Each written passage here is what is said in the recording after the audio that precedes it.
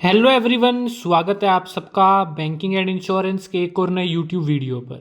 बहुत ही important video होने वाली है उन सभी कैंडिडेट्स के लिए जो भी नाबार्ड डीए में अप्लाई करने के लिए सोच रहे हैं और वो confused where to apply in NABARD DA. तो वो सारा कंफ्यूजन यहीं पे एक्सप्लेन कर दिया जाएगा। हमने पहले भी आपको महाराष्ट्र बताया था, लेकिन वहाँ पर बहुत सी हमारी वीडियो पे कमेंट आए कि सर एलपीटी में फ़ेल हो जाएंगे, क्यों कंपटीशन बढ़ा रहे हो और बहुत कुछ। तो हम सारे स्टेट्स की बात आपको आज सामने रख देंगे, जिससे आप सब खुद समझकर अपने आप से डिसाइड कर लीजिए कि कहाँ पर अप्लाई करने में आपका फ़ायदा है, क्योंकि इसमें बहुत ही इम्पोर्टेंट रोल प्ले करती हैं एक्स सर्विस मैन की और पीडब्ल्यूडी की वैकेंसी। पहले ही आपको बता दें, ये जो सारा चीज़ें हैं इसमें 50% तो लक है और 50% स्किल है। यानी कि इसमें हम कुछ नहीं कर सकते, ये सब भगवान के हाथ में है। लेकिन ये 50% लक वाला जो खेल है ये हम ज़रूर खेल सकते हैं। तो देखिए, सबसे पहले आपके सामने ये है टोटल वैकेंसी। आपको पता है 159 है, ठीक है, जिसमें से ये जो वैकेंसी है 30 वैकेंसी ये इन 159 में कहीं ना कहीं सेट होगी। सेट इन द सेंस जो भी जिस कैटेगरी से अप्लाई करेगा उस कैटेगरी की सीट लेते जाते रहेगा। और ये है आपकी लैंग्वेज। एलपीटी इसका हार्ड होता है इसलिए बता रहे हैं। देखिए, सबसे पहली बात हम करेंगे महाराष्ट्र से। महाराष्ट्र बिल्कुल सेफ है। प्रॉब्लम क्या है? सिर्फ एक लैंग्वेज। लैंग्वेज कौन सी है? मराठी। देवनागरी लिपि है। अगर आप अप्लाई कर सकते हैं, और सबसे बड़ी दिक्कत वहाँ जाकर आपको एग्ज़ाम देना है। तो अगर आप राजस्थान और एमपी या आसपास के हैं तो महाराष्ट्र में आपको अच्छा स्कोप मिलेगा।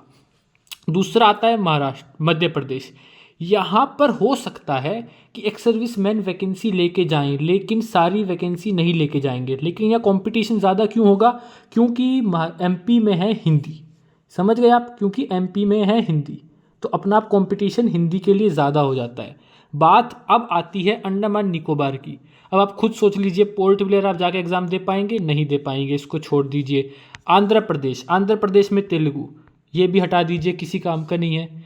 आसाम में जाकर एग्ज़ाम भी देना पड़ेगा, आसाम की लैंग्वेज भी नहीं आती, छोड़ दीजिए। बिहार एक सीट है, जो बंदा बिहार का है वो वैसे ही नहीं भर सकता, क्योंकि एक सीट भी ओबीसी की है और 99% बिहार की जो सीट है वो एक्स सर्विसमैन लेके जाएंगे। छत्तीसगढ़ 2 सीट यूआर की, 2 सीट एसटी की, 1 सीट ईडब्ल्यूएस की। चांस ले सकते हो, फिर भी यही बोलेंगे कि कंपटीशन है, एक्स सर्विसमैन सीट लेके जा सकते हैं। एलपीटी की दिक्कत लेने की आपको ज़रूरत नहीं है।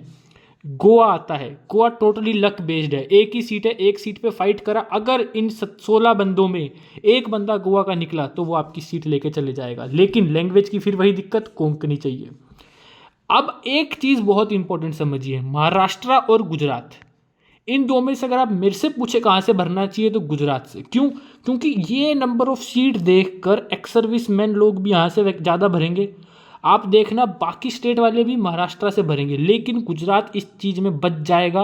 पहली बात, क्या गुजरात में चाहिए? गुजराती, जो कि मराठी से सच में आसान है। दूसरी बात, टोटल 9 सीट है, 5 सीट यूआर की है और 5 सीट है एसटी ओबीसी ईडब्ल्यूएस की। तो हाँ, अगर आप चाहते हैं गुजरात के आसपास हैं तो यही आपको सलाह दी जाएगी, गुजरात से भरिए। हरियाणा में 3 सीट है, कोई फ़ायदा नहीं है, एक्स सर्विसमैन सारी सीट लेके जाएंगे। हिमाचल प्रदेश में 4 वैकेंसी है, कोई फ़ायदा नहीं है, सीट आपकी ज़रूर जाने वाली है यहाँ से भी। जम्मू कश्मीर में भी मेरे को नहीं लगता कोई फ़ायदा है। झारखंड 1 सीट, कोई फ़ायदा नहीं है। कर्नाटका लैंग्वेज अगर आती है आपको, जो बिल्कुल भी नहीं आती होगी कन्नड़ा, तो नहीं भर सकते। केरला भी गया, क्योंकि हमको मलयालम नहीं आती। अब एक रिस्क जो बंदा ले सकता है वो है लद्दाख।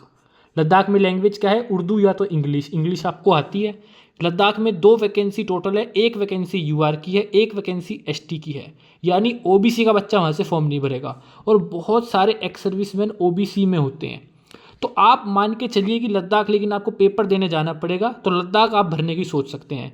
एमपी भी आप भर सकते हैं। एमपी में भी आपको पक्का फाइट करने का मौका मिलेगा फाइनल रिजल्ट में, नंबर आ सकता है, लेकिन एमपी में होगा कंपटीशन बहुत ही ज़्यादा, क्योंकि एमपी में लैंग्वेज है हिंदी। महाराष्ट्र आपको बता दिया, मणिपुर नहीं जा सकते आप, इतना दूर क्या जाना। मेघालय नहीं जा सकते, नई दिल्ली से भरने का कोई फ़ायदा नहीं है, सारी सीट आपके हाथ से जाएगी, कुछ नहीं बचता। ओडिशा के बच्चे को ओडिशा से ही भरना चाहिए, चांसेस बहुत बनेंगे, फाइनल रिजल्ट में नाम आएगा, लेकिन लैंग्वेज चाहिए ओडिया। पंजाब में कोई फ़ायदा नहीं है भरने का, टोटल 2 सीट है, एक्स सर्विसमैन सीट लेके जाएंगे।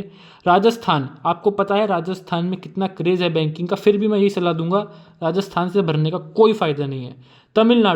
तमिल जिसको आती हो तमिलनाडु से भरिए, पक्का सिलेक्शन होने के चांस हैं।